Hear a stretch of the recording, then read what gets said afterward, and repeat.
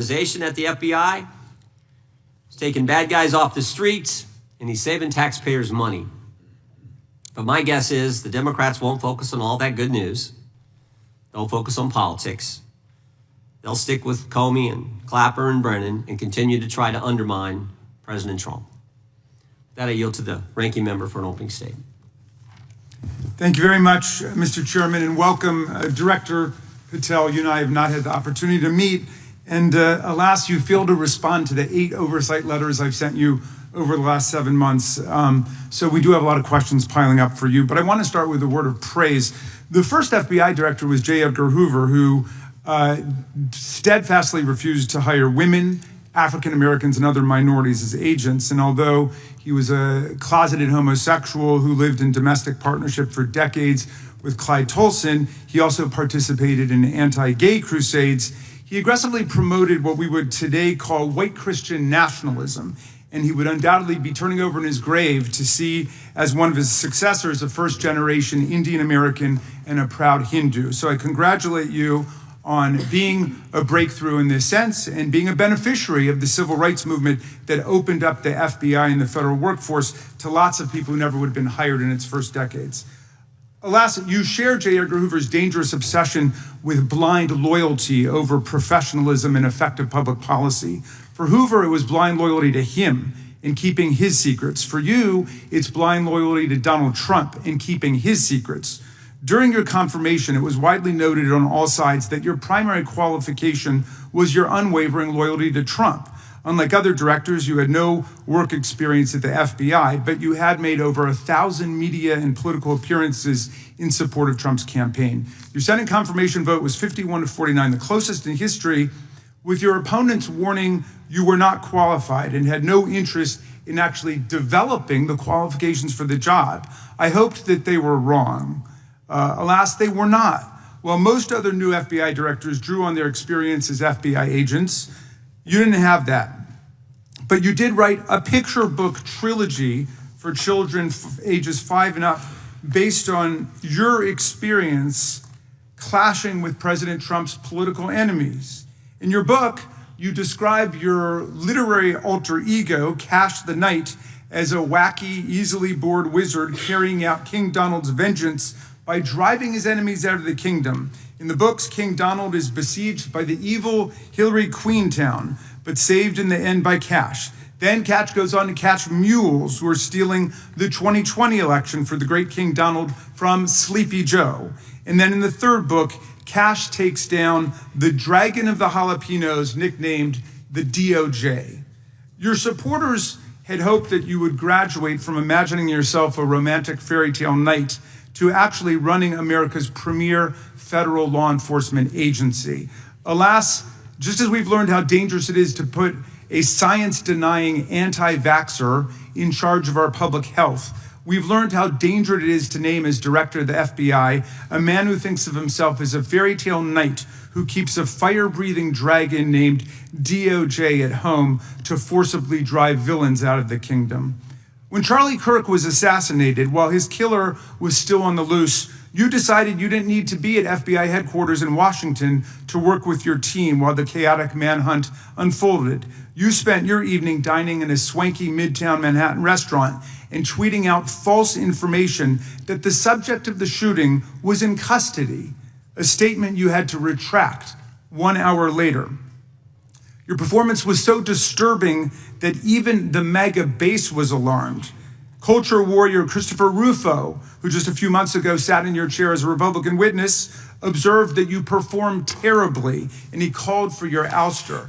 The FBI might be able to survive your delusions of grandeur and the explosively volatile temper that was on display yesterday in the Senate, but the intractable problem is that you are running the FBI not as a law enforcement agency charged with keeping the American people safe, but as a political enforcement agency working directly for the president's vengeance campaign. 7 months in, it's impossible to overstate the destruction, chaos, and demoralization you've brought to the FBI and its workforce and the resulting danger your actions have caused to our country. You've been systematically purging the FBI of its most experienced and qualified agents, division leaders and experts in counterterror, counterintelligence, and cybersecurity, precisely the people who have the expertise you lack and which the FBI and the country need.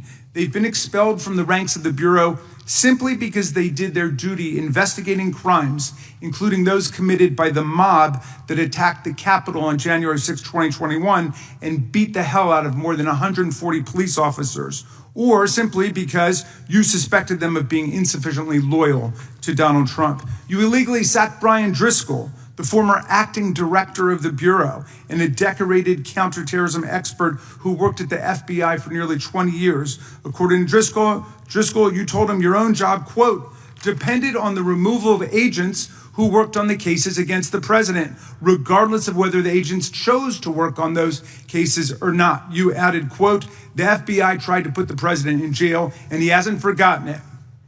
You forced out the leader of the Salt Lake City field office, Mehtab Saeed, just weeks before Charlie Kirk's assassination, depriving the FBI of an experienced counterterrorism expert described by her colleagues as absolutely the best and legendary. She would have led the FBI's manhunt had she not been fired. When Trump decided that rounding up immigrants with no criminal records was more important than preventing crimes like human trafficking of women and girls, drug dealing, terrorism, and fraud, you ordered the 25 largest field offices to divert thousands of agents away from chasing down violent criminals, sex traffickers, fraudsters, and scammers to carry out this immigration crackdown. Director Patel, you treated the men and women at FBI with disrespect and paranoia. You've assembled a roving band of freelancing henchmen within your office and charged them with conducting unauthorized investigations, targeting and harassing career FBI employees. Amazingly, you forced senior leadership to repeatedly take polygraph tests to prove their political loyalty and pushed out leaders who refused these demeaning exercises. And now we're seeing one very clear reason why you want to build a political FBI. The Epstein files. You want an FBI blindly loyal to Trump and to you as his enforcer so you can continue your cover-up of a massive international sex trafficking ring with more than 1,000 victims, betraying all of the survivors of the sexual violence. Before you got in this job, you called for full release of the Epstein files, telling podcaster Benny Johnson that the only reason the list was not released by DOJ and FBI was, quote, because of who's on that list. Upon your confirmation, you promised that, quote, there will be no cover-ups, no missing documents, no stone left unturned. And anyone from the prior or current Bureau who undermines this will be swiftly pursued. This spring, you ordered hundreds of agents to pore over all the Epstein files, but not to look for more clues about the money network or the network of human traffickers. You pulled these agents from their regular counterterrorism or drug trafficking duties to work around the clock, some of them sleeping at their desks, to conduct a frantic search to make sure Donald Trump's name and image were flagged and redacted wherever they appeared, whether an email, a text, a letter, an interview, a photograph, or a video. In May, Attorney General Bondi reportedly told Trump that his name had indeed appeared multiple times throughout the Epstein files. And not long thereafter, in July, you and the Attorney General released a memo claiming that, quote, no further disclosure would be appropriate or warranted. In a few short months, how did you go from being a crusader for accountability and transparency for the Epstein files to being a part of the conspiracy and cover-up? The answer is simple. You said it yourself, because of who's on that list. Donald Trump's relationship with Epstein over the years is well documented. A week ago, the Oversight Committee released Trump's disturbing birthday book, Note to Epstein, written over a drawing of a woman's naked body, referring to a, quote, wonderful secret.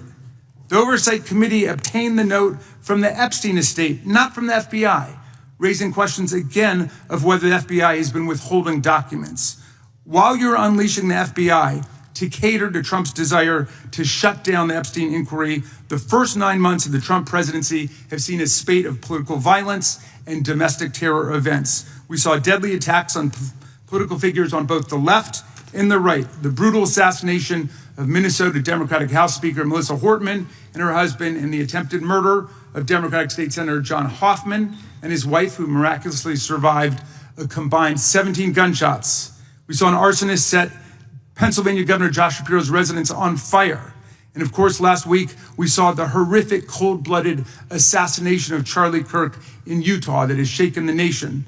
1 minute after Charlie Kirk was shot in the neck, a 16-year-old shooter in Evergreen, Colorado, radicalized by white supremacist ideology online, opened fire and critically wounded 2 other students at Evergreen High School. We've seen lethal anti-Semitic violence, including the murder of 2 young Israeli embassy staffers just blocks from the Capitol, and then in the attack on a gathering of Jewish people in support of hostages held in Gaza in Boulder in June. We've seen continued mass shootings at schools, like the domestic terror incident at a Catholic school in Minneapolis last month, which killed 2 children and wounded 18 others.